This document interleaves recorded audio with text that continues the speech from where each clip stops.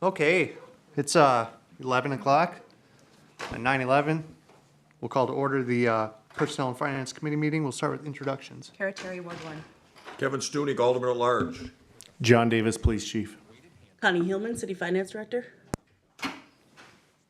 Mike Duval, Chair of the HRA. James Kronvik, Community Development Director. Eric Charpentier, Executive Director of the HRA. Chris Schubert, HR Director. Jesse Dean, City Engineer. And Gabe Johnson, Chair of the committee. We have 6 items today, the first of which is authorized sale of a retired community service officer vehicle. Thank you, Mr. Chair. Yes, just looking for authorization to sell an F-150 pickup truck that was used for our community service officer program. We have replaced this vehicle with a lease vehicle through Enterprise Fleet Management, and recommended motion is to authorize the sale of retired community service officer vehicle number 443, utilizing Enterprise Fleet Management for the sale. So move. Second. We have a motion and a second. Any discussion? Roughly, do you know what the mileage is on that 2019? The mileage on this is, we're right around 40,000 there. I Kelly Blue booked it this morning. We're 17 to 19,000 range. Okay, thank you. All in favor, say aye. Aye. Opposed, same sign. That motion carries. Next up is to adopt a resolution authorizing the execution of a traffic safety enforcement grant. Chief.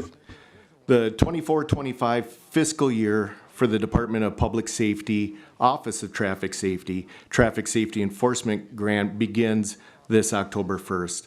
Brainerd Police Department is the fiscal host for this grant funding, and the Department of Public Safety requires a resolution authorizing the Brainerd Police Department the authority to enter into the agreement and execute the grant.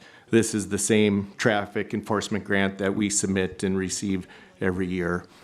And currently, this year, the grant amount is for $57,700. Of that amount, $2,200 can be used for administrative costs associated with administering that grant. We have used those funds before and intend to continue using that. And in addition, $5,800 are allotted to us for preliminary breath test, matching equipment purchase, and full tuition reimbursement towards our department's breath test operators, certifications, and research. Recommended motion before you is to adopt a resolution authorizing Police Chief John Davis the authority to execute the 2024-25 Traffic Safety Enforcement Grant. I so move. Second. Any discussion? All in favor, say aye. Aye. That motion carries. Item number 3, review proposed fee schedule. James. Yes, thank you, Mr. Chair. So staff has included the most updated version in front of you. The original one that was sent out last night did not include the engineering fees. So I'll just kind of highlight some of the areas within here. Within the building permit fees, staff's recommending raising some of the set fees for residential to essentially $50 per inspection. So that's where you'll see for like a furnace change out. We're looking at actually $49 to the city, then there's a $1 state surcharge, so it's just going to be an even amount for the contractor. A re-roof, you'd have 2 inspections, so that's where we're recommending the $100, and then for like a new plumbing, you're typically doing 3 inspections with that. Within the planning and zoning department, staff is recommending, we had a couple companies reach out to us over the winter time about food truck pricing. Compared to what other municipalities may charge, ours was a bit higher. So we are recommending going from $300 to $50. There'd still be the $50 parks charge as well.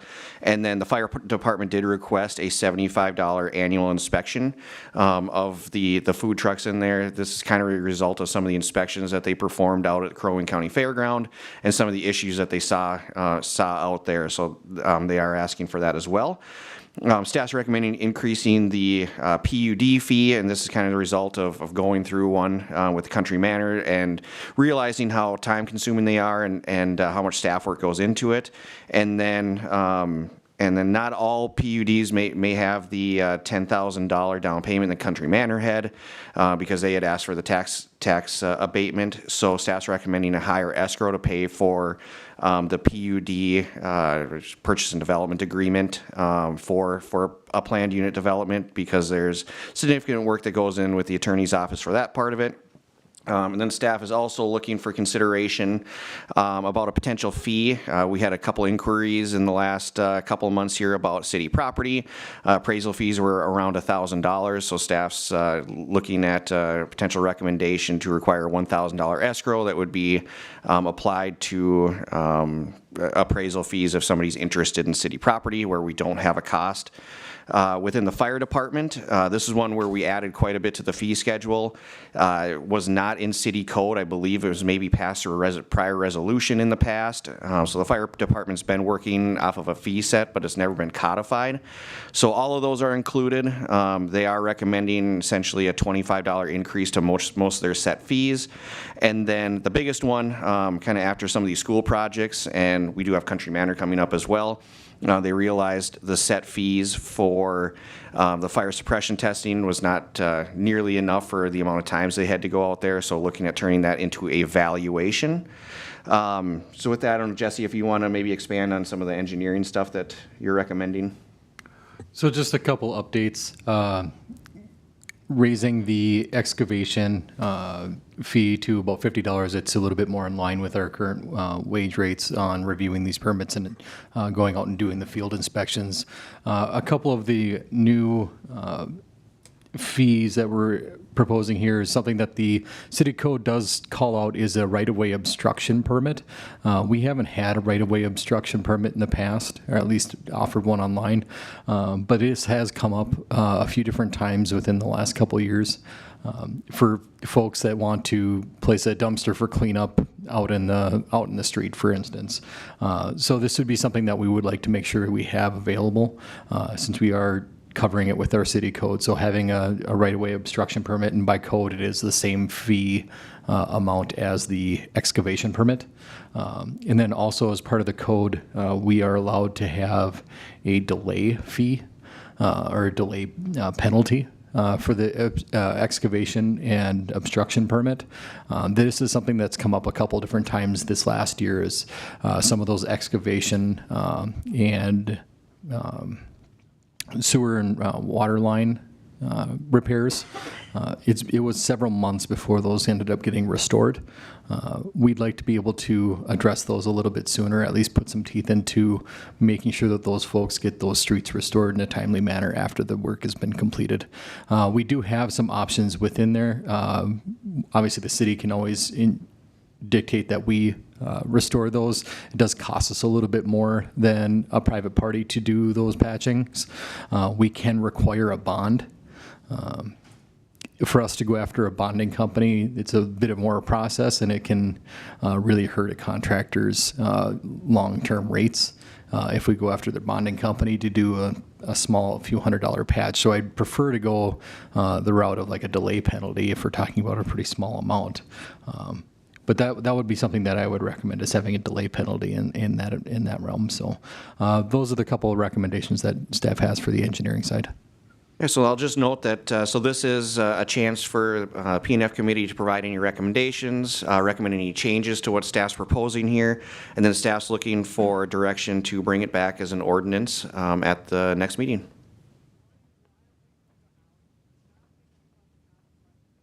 So isn't our current ordinance just state that the fees will be set by resolution? It does not say that. We looked at doing it by resolution last year, so we just went kind of through this whole process. When consulting with some literature that we had from the League of Minnesota Cities, consulting with our city attorney, it was recommended to have it in ordinance form, just because resolution, if somebody were to challenge it, when you have it codified in your code, it's in your code, it's essentially your city's laws. So we were originally going to do by resolution, and then we changed course and put it in our ordinance. But in the past, we've done it by resolution. That's correct. Okay. So, question on the fire department.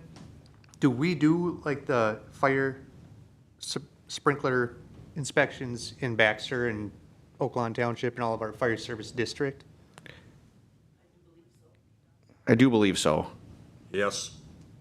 Do we collect these fees in those communities? I believe so as well. Because I remember years ago, when we first implemented some of these fees, we could only collect in Brainerd, not elsewhere. Like, we would need other cities to implement this fee schedule. I do believe that has been done, and so we do collect it, and then it goes part of the overall calculation of the cost that gets allocated out. Right, it goes back into the fire department. Yes. Okay, so if we're updating, do we need to like alert our neighboring townships and cities and ask them to update, so we're charging the same fees to businesses in Brainerd as we are elsewhere? I will double check with the fire chief, but I think it was just we'll do what Brainerd charges kind of thing. Like, wasn't listed out like what they would, the fee rates. It would just be whatever Brainerd elects. Okay. But I will double check that with the fire Yeah, chief. please do. Any other discussion? No. Okay. Do we, I would make a motion to direct staff to come back with an ordinance when available. Second. all in favor? Aye. That motion carries. Next up is the 2025 health insurance renewal. Chris? Good morning. We received our 2025 health insurance renewal package from the Better Health Collective, formerly known as Sourcewell. The renewal shows an average 8% increase for our 4 health plans with a 15% rate cap for our 2026 renewal. During our renewal discussion, it was learned that for a second year in a row, Brainerd's claims versus premiums paid was not favorable, as claims averaged $866 per member per month versus premium paid at $691 per member per month for the past 12-month look-back period. According to our health insurance broker, without the stability provided by being a member of the Better Health Collective pool, we should have received closer to a 20% increase based on our utilization if we were rated on our own. Also, currently medical trend is about 8 to 10%. The Better Health Collective will be transitioning from Health Partners to Blue Cross Blue Shield in 2025. Therefore, our open enrollment timeframe for 2025 benefits will need to be adjusted for that transition. And our Wellness Committee met on September 3rd, and the committee does recommend that the council accept the Better Health Collective's 2025 health insurance renewal as presented. Last but not least, because Health Partners is our current flexible spending account administrator, we will be looking for that service, someone else to help us with that, and there will be a recommendation in the future for that service. Recommended action is a motion to approve the 2025 health insurance renewal as received from the Better Health Collective with an average 8% annual increase across all 4 of our health plans and with a 15% rate cap for our 2026 renewal. Second. Any discussion? So, Chris, have we looked into the cause of usage, or I don't know how to explain it, but why So, more folks are using it? right now, prescriptions, especially specialty drugs, are very, very expensive. A lot of people delayed some of their procedures and things like that during COVID, and some of those things weren't caught as soon as they should have been. So we're just doing a little bit catch up. Our claims are actually down from the previous 12 months, so that's a good sign, and our generic utilization is very high compared to average. So other than that, I can't give you a lot more information, Right. but I get Yes. that. And does the Wellness Committee look at maybe some of that information to develop the programs and things that you offer to maybe help mitigate absolutely. some of that? Okay. Right. One of our highest claims are musculoskeletal, is that how you say that? So a lot of hips, knees issues and things like that. So hopefully our Wellness Committee will focus on some of those education options in the future. Also, the Better Health Collective is actually implementing a new program in 2025 so that you could have like a physical therapist to help you with some of those. Hopefully then you don't need the surgery and things like that. So hoping to help with some of those costs. Thank you. Do we have a motion?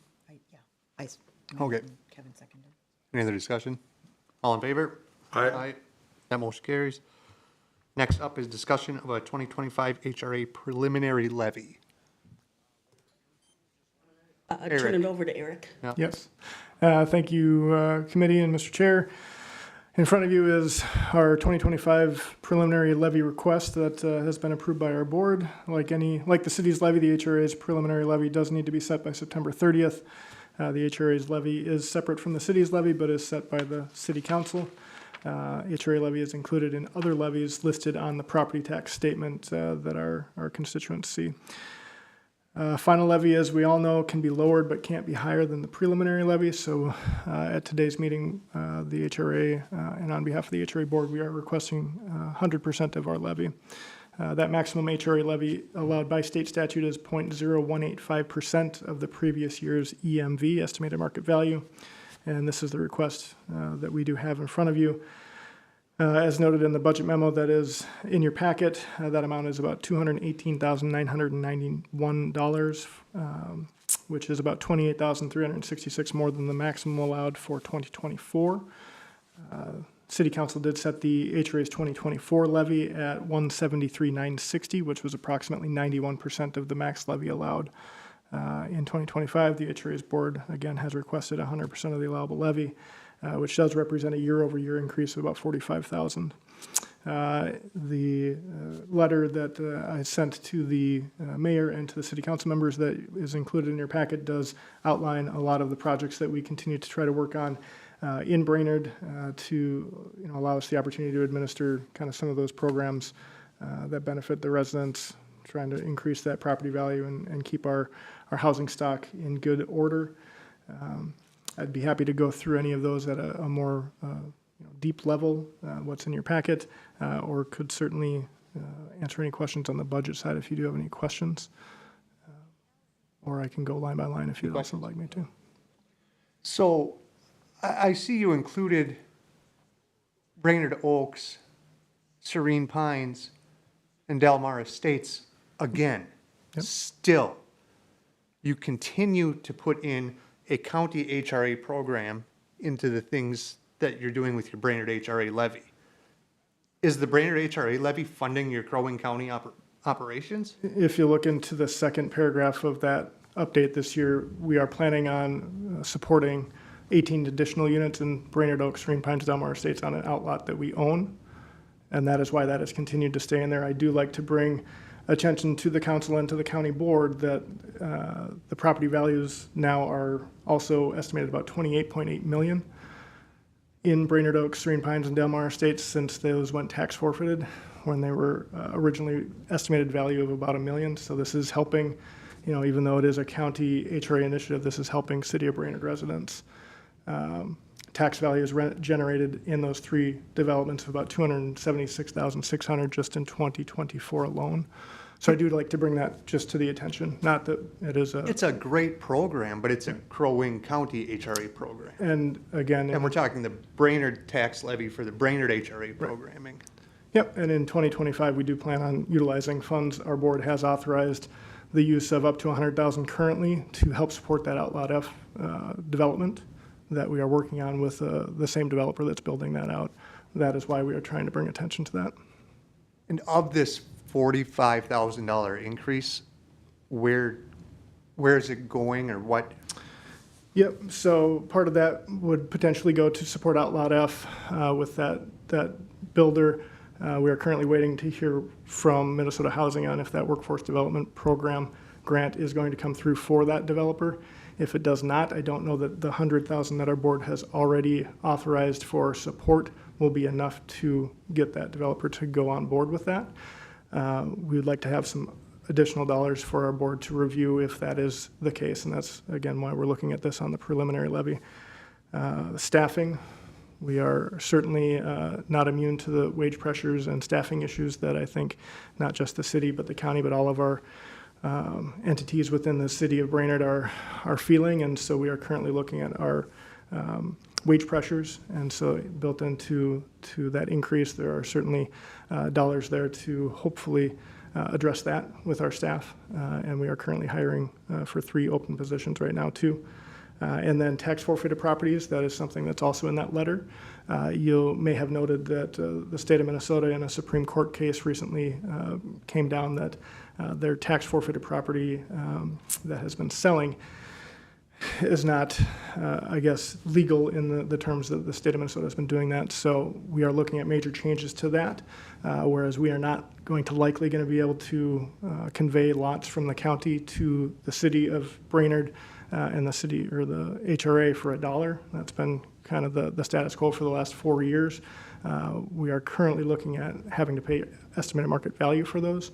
So a case and example of that is a current lot that is available or will be available on auction coming up in October is estimated market value at $14,500 for an infill lot. We've tried really hard, as you may recall, to try to get some of these infill builds with Habitat for Humanity.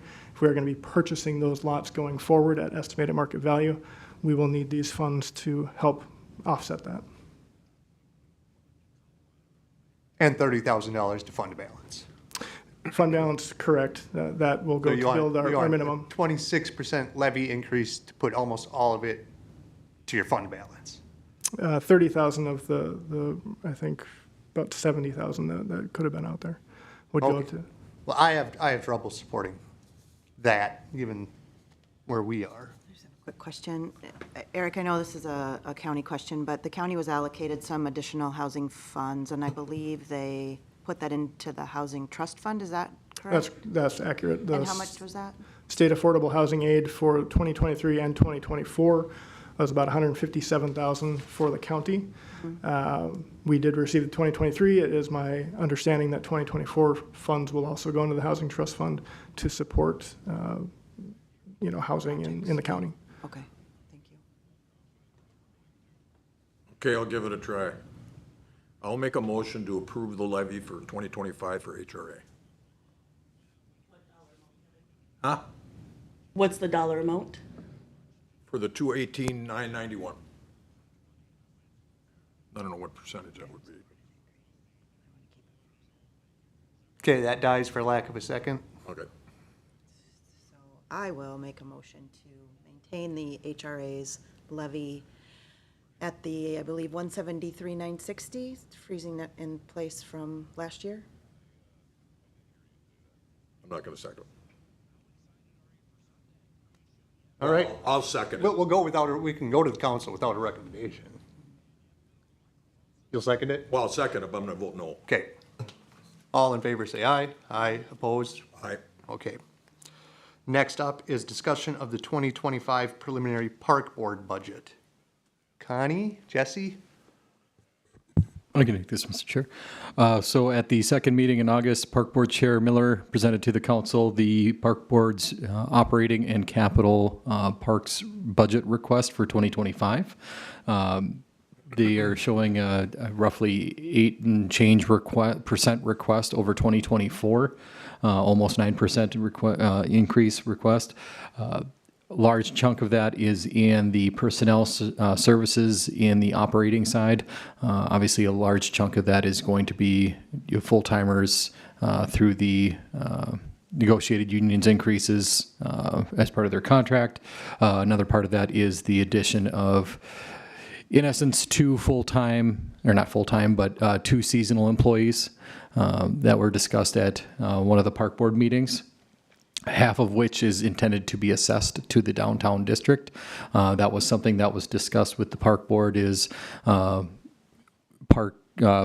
Works did take over the downtown special assessment district and doing kind of the maintenance of that. We didn't really staff up for that responsibility. So that was something that we wanted to address moving forward is we really didn't adjust our staffing to accommodate that for that. And another part of that was having the new park with Lima P. White, we were just getting stretched a little bit thin. So that was something that we discussed with our park board. Another part was it has been a challenge the last couple of years to attain our seasonal staff. One part of that is the wage is becoming very, very challenging for us to be competitive with the market. So that it was something that we recommended and the park board approved was to raise the seasonal wage to $18 to $20 an hour, starting at 18 and then increasing it for returning workers for year over year. So that was something that we discussed with them. So that was the other portion of the personnel increase that you'll see as part of the recommendation. Another chunk of the increase recommendation is in supplies. We did have a couple of the owned vehicles, the owned parks vehicles, move off of the owned system into the leasing system. So we do have some new lease payments, and I believe we have one more planned for 2025 as well. So that's another one that's coming off of an owned system onto the lease program. So we do have some increases on that on that side of it as well. I believe, if I remember correctly, the overall capital request is going down over 2024, if I remember correctly. Yeah, about 25,000. There was only one project identified in 2024, and that was the gravel parking lot over in Buffalo Hills to accommodate for the playground replacement that was actually budgeted in 2024 this year. We kind of delayed that project to accommodate for the reconfiguration of that playground or the parking lot. So we have that project. That's the only one that's identified for 2025, and the rest of it was our typical annual programs, weed and feed and things of that nature. And then the rest of it was for long-term capital planning and just kind of saving up for some of those larger capital items in the future. With that, looking for discussion for the council. Okay, so you're adding 2 temps, 1.5, 2 seasonal, 1.5 seasonal? because half of it will be funded by the assessments. I'm aware of that, so, but it will be 2 FTEs. 1.5 is out of the park budget, 0.5 out of the assessment. We identified the 0.5, it'll be maintaining the flower beds and whatnot downtown. What are the other 1.5 seasonal employees doing? Parks maintenance. And, Lyman P. White, the roundabouts, and just general park maintenance that we've been spread thin for. Correct. so just, we're just adding 2 employees to deliver the exact same service we have been? To improve on our service. We've noticed that it's been a stretch for a lot of our staff to continue to keep up and get through our entire parks system on a regular basis and trying to maintain this level of service that the park board would like to keep. Okay, can we go back down to the budget? So it's, in a sense, you could say it's 8.97% increase, but if you go up a few lines, the operating increase is 18% over last year, and that just seems like too much for 1 year. Like, could they make it work with 1 new FTE? I mean, they made it work with neither of the employees last year, right? Sorry, these are gonna be seasonal employees? Yep. So we're talking $10,000. So I don't know what percentage that would change the overall operating increases, just to let you know. It's pretty easy math. It's a flat million last year's operating. So 180 is 18, 10% would be 1%. 10 grand would be 1%. So if we can't, I'm just trying to save money where we can. You know, we're sitting at a nearly 9% levy increase for the city, and that's unacceptable in my opinion. So can we eliminate those? Can we get by, or are they needed, necessary? The less you have, the harder it is, and obviously the longer it takes to get through the entire park system. So it's a matter of level of service, what's acceptable. I'm just mentioning what the park board had approved. So if it's the wishes of the council to go with less seasonal staff, that's up to the council. Yeah, go ahead. Sorry, Kevin. So I know the park board has a plan, and you'd think I'd have it memorized by now, but I don't, so I'm looking to you for help. With bringing these folks on board, it would be to currently have upkeep on all of the parks with everything that we have in place currently, status quo, right? Are there reductions in the park planned for the upcoming years that wouldn't necessarily need additional staffing? Can you help me remember that, Jesse? What? So we did have a couple demolitions planned. Obviously, we haven't been putting a lot of effort into those buildings. I'll use the beach restroom building, for instance. Obviously, that was a building that we haven't invested a lot of effort into recently. So they're more identifying areas where they don't want to invest large capital dollars into, rather than areas where we haven't been putting in regular maintenance into. I suppose that would be a discussion to have with the park board, is maybe after we've identified some of these areas where they don't want to identify large capital expenditures into, where do they envision not wanting to expend kind of maintenance dollars into if they want to change some of the vision and focus into some of the parks areas, and identify it from a staffing level that way. I'll tell you what worries me right now, and for all of these increases, is what's going to happen with our union negotiations. I don't know how that's going to hit us, so I'm really leery to increase much of anything. I'll be at the $2,000 for the library, but so the 9% levy increase, to Councilmember Johnson's point, is unacceptable to me too, and looking to where we can save dollars. Yeah, so I know that's not of any help to you. I just want you to know where my head is at. If we're not gonna increase HRA, it makes no sense to increase this either. If we're looking at saving money based on union stuff and on our 9% levy.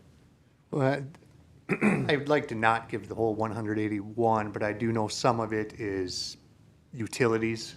Like we hadn't been budgeting for the water costs at the splash pad or anything at Lyman But then PY. what's the number? That's a number that we have. That also, though, your revenue increases by the same amount, so the utility is kind of a wash. The agreement we have with the utility, whatever is paid for out of the parks BPU comes in as revenue. So that's one of the reasons you see the $39,000 that charges for services, or other revenue, and your part of your services increased by $39,000, so that's a wash. So the utilities doesn't have anything to do with the increase in the request. It really is the personnel services that is driving the increase. And we are still looking at leasing vehicles and what we need for vehicles and the analysis. So that's the main cause would be, I would say, your personnel service costs, which are your full-time, which we're not adding full-time employees, we're adding seasonal temporary employees. And then the leases are what's driving the increase in cost. Right, and we have a settled contract with them, with the union, and it is going to increase our costs. So that's why I just asked the question, like, what can we cut? Or what can we not increase? How about that? And I think that would be a question that would go back to the park board, Jesse, too, if they would say, you know what, the city does not want to fund the additional, 1.5 temporary employees and then go through with it. I don't know for sure. Direct staff to go back and tweak the pencil. Yeah, how about, yeah, let's do that. Jesse? We can do that. I know the other discussion was the potential for the long-term capital maintenance fund, and if that would be the same as the request. And I don't know if Connie can advise on that, if that would make any difference either. On your overall, on the park board's request, yes, it would make a difference. And we would basically transfer that cash into the operating fund to kind of offset that, would be what I would propose. That's, our capital fund is showing as funded right now. Right, we're not going to decrease the capital levy, but we could transfer some capital funds into operating for a one-time alleviation. To reduce the overall levy of the city. But that, Is a short-term fix. it's a short-term fix, and we're sitting at 2 years in a row looking at 8%, so we need more of a long-term fix somehow. But yeah, that would be one of the options I think you should present back to us, and we can look at what we can do. I fully support the park board and them wanting to enhance the services delivered in the parks, right? And if two part-time employees for 20 grand can help with that, maybe it's worth it, but let's have staff go back, talk to the park board, go back, see where we can limit this operating increase. That's what bothers me, is the operating increase, because that's the baseline for next year. Correct. When do you think the assessment of the leased versus purchased vehicles will be complete, Connie? I'm still working on that. I think it's gonna be a longer term as well, because then we're gonna need to build it into our capital plan if we decide not to. And granted, the number of vehicles and that kind of stuff, but we need to build it into our capital plan then as well, so. Yeah, I'm good with that. Okay, I just want to point out that last year's increase from actual to budget was $100,000. You're looking at, almost $200,000, but 135 of that is due to personnel costs. and that's with the new contract and the new pay study and. So really the increase that the park board has control over, 20,000 of it is the staff, or the temporary staff, but also the you know, they don't have control over the union employees' contracts either, so. Yeah, we made that bet. So, do we need a motion or just direct staff to? I think you understand, Jesse, Connie, right? Like, let's put this on a future agenda, maybe talk to the park board, maybe run numbers yourself, see if we can get this 18% operating increase a little bit lower. Yes, sir. We have a meeting on the 24th. We can have that on that agenda. Perfect. Thank you. Thank you. And with that, we're meeting in 2 weeks, Actually, Connie? we're meeting in 3 weeks. 3 weeks. It'll be Wednesday, October 2nd at 11 o'clock. Wednesday, October 2nd at 11 o'clock. We'll see you then. And with that, we're adjourned. Second.